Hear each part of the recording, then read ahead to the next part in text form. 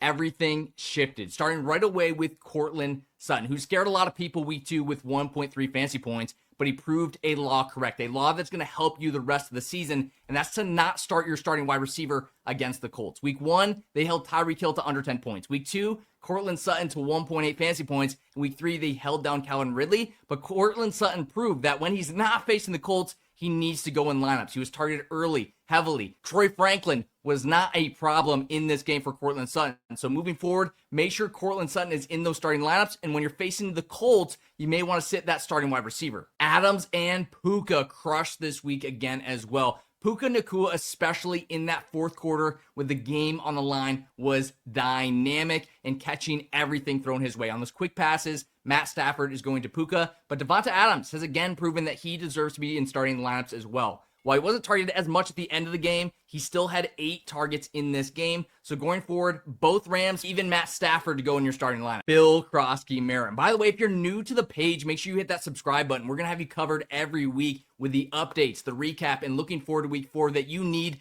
to dominate your league and be ahead of your league mates. And Bill Croskey-Merritt, one of the things your league mates will not know unless they watch this video or they watch the game is that he scored late in this game. He was not involved early or often, and next week they face the Falcons. So if that's a closer game, that's something to watch out for, where Bill Croskey-Merritt is not as involved in these games until that was over. Chris Rodriguez may be the waiver ad of the week. He started off as the RB1 for the Commanders. So Bill Croskey-Merritt, while he did score a touchdown, it was near the end of the game after it was well out of hand, and they're just getting him some touches. So be careful about putting him in your lineup next week. The Bengals are cooked. Well, it kind of seemed that way against the Vikings. Chase Brown had a terrible day. T. Higgins had a terrible day. This is definitely a lot worse than when Joe Burrow is quarterback. Now, something to note here, facing the Vikings is a big deal. They're a great defense. They knew Drake Browning was going to be susceptible to those turnovers, and the Bengals completely lost hope. Everybody was fumbling. Jamar Chase, Samaje Perine, everybody on this team was fumbling the ball. So many turnovers.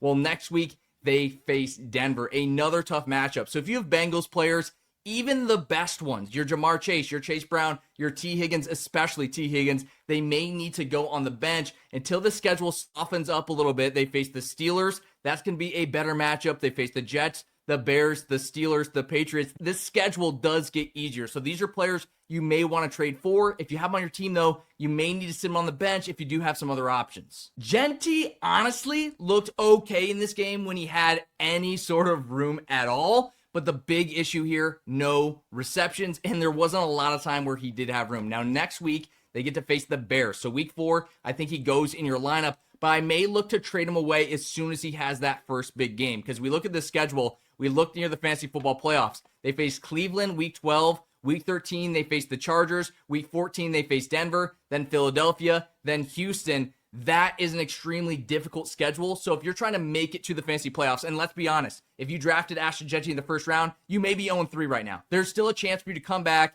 make playoffs, and I think that's going to start next week. When Jeanty has his first good game, I'd still start him next week, and as soon as he has that first big game, we need to trade him away. Another one of our fantasy football laws proved true. Josh Jacobs, heavily involved in the receiving game this week, which was awesome. Still not the best start against the Browns, and he's a top-tier guy. He broke his touchdown streak. The Browns actually end up winning this game thanks to their amazing defense. The Packers, they do have some injuries. They are struggling a bit on offense as well, but their amazing defense shuts them down. So if you have a running back playing the Cleveland Browns, they most likely need to go on your bench. They held Derrick Henry to under 4 fantasy points last week. They held down Josh Jacobs, who was, again, heavily involved in the receiving game. As Cleveland moves through the season, you may need to sit your starting running backs against them if they're not top tier options. And we've seen even then, Derrick Henry, you may need to sit him on the bench. Egbuka season, baby. Mike Evans left this game with a hamstring injury, and Egbuka stepped up again. Now, he only had 6 receptions,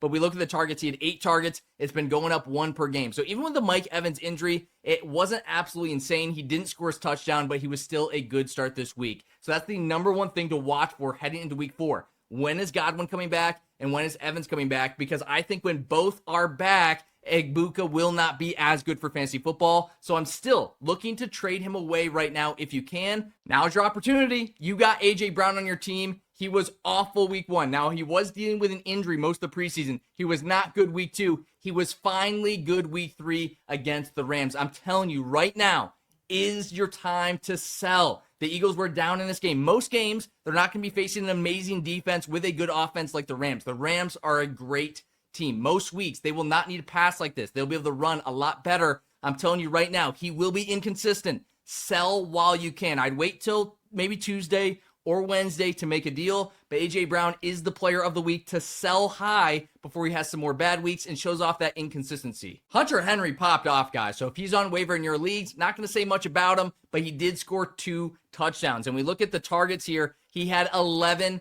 targets. Add this guy off the waiver wire if you're dealing with an injury. Nico! He's back, baby. Amazing week from Nico Collins. We saw 8 receptions. We're in the Walter Picks app here. You can get that in the profile. Free trial with code NOBS, by the way. A touchdown, 104 yards. This is what we drafted him for. So this is why a player who's getting majorly involved, who's going to be the number 1 target each and every week, you do not sell when they have a good game. That's the difference between him and A.J. Brown. This guy will always be the top target. He's always going to be getting the volume. We go to his targets. We see week 1, 5, week 2, 9, week 3, 11. It's increasing each week. I know A.J. Brown is as well, but the volume, the air yards, the target share, it will continue weekly to be here for Nico Collins because the Texans, they're going to struggle to run the ball. Nico Collins will always be getting that yardage, so he's a guy you have to lock in your lives from here forward, and it's great to see the first big week come into a pivotal week 3 match. Quinshon Judkins is OP, baby. If you don't know what that means, it means overpowered. 10 points last week against Baltimore when he was barely involved.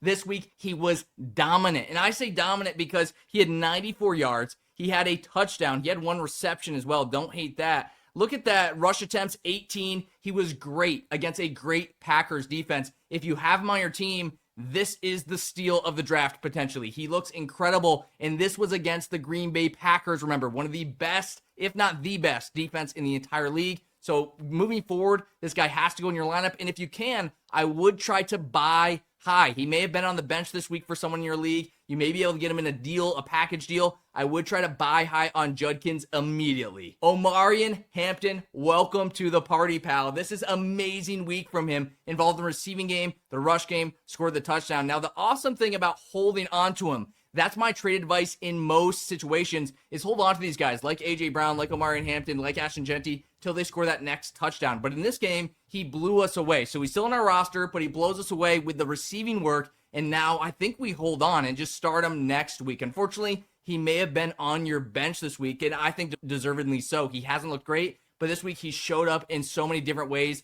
They're using him so much better. They're using his skills to what he's best at. And I do think for the rest of the season, especially with the pass attack that they have, he can continue to be a great fantasy football asset. We talked about this earlier, but this is part of our fantasy football laws. Do not start the number 1 wide receiver against the Colts. And we see here that Calvin Ridley was held to 3.7 points. So they held Tyreek Hill under 10, they held Courtland Sutton under 2, and they held Calvin Ridley under 4 points. And we go right now to the Colts defense. We see next week they face LAR. I think it's going to be hard to sit Puka with the way that he gets open in the short yardage. Sutton, Ridley, and Hill are more downfield guys. So for me, that says Devonta Adams may be a sit in week 4 as the Colts to continue the strategy of taking away the downfield wide receiver. Deja vu all over again. George Pickens has the exact same line as week 2. He had 5 receptions, 68 yards, 1 touchdown on, count them, 9 targets. The exact same stat line. For me,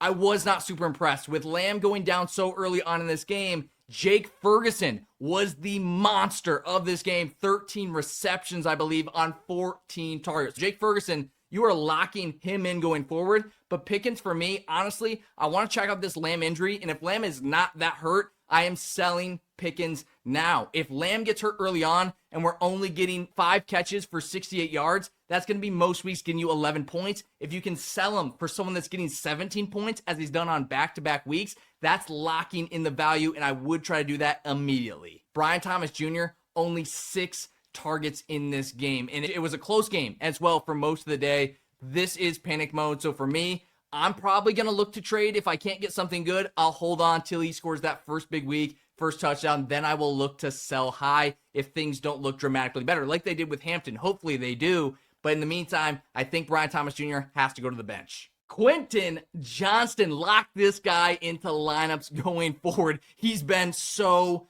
dominant. 6 catches in this game, 89 yards, and on 10 targets. He was actually the premier target for most of this game, and how could he not be? You have Ladd McConkey, amazing wide receiver. You have Keenan Allen, elite wide receiver again, guys. That's why he was on my must-draft list. Keenan Allen crushed.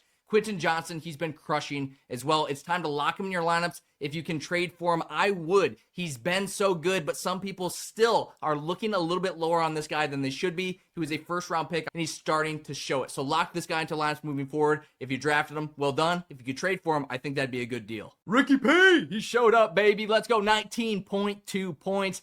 8 receptions, 117 yards. This is what this guy can do. Obviously, Jennings is out. Kittle is out. This was his time to shine. But here's the thing. He did. With the defense knowing he's the only wide receiver, he still dominated. 11 targets. This guy is a must start, I think, most weeks here. There may be some weeks here where you're like, I don't know, maybe against the Rams. But going forward against Jacksonville, Houston, New York, as we look ahead, we go to his fantasy football playoff schedule. He faces the Titans in week 15. They've been really weak against wide receivers. He faces the Colts. Now, we'll see who's back at that time, because facing the Colts in week 16, that will be rough. We've seen them take away every wide receiver one, and then they face Chicago in the championship. So love his schedule as well. This is another player. If you can buy him at a deal, if you can work him into a trade package, I think he's a player that you do want for the rest of the season. This can be the last guy of the video here, so make sure you guys hit this subscribe if you want this no BS rapid fire update every single week, getting you ready to win your championship. We're talking Jordan Mason, who absolutely crushed. He was a must start this week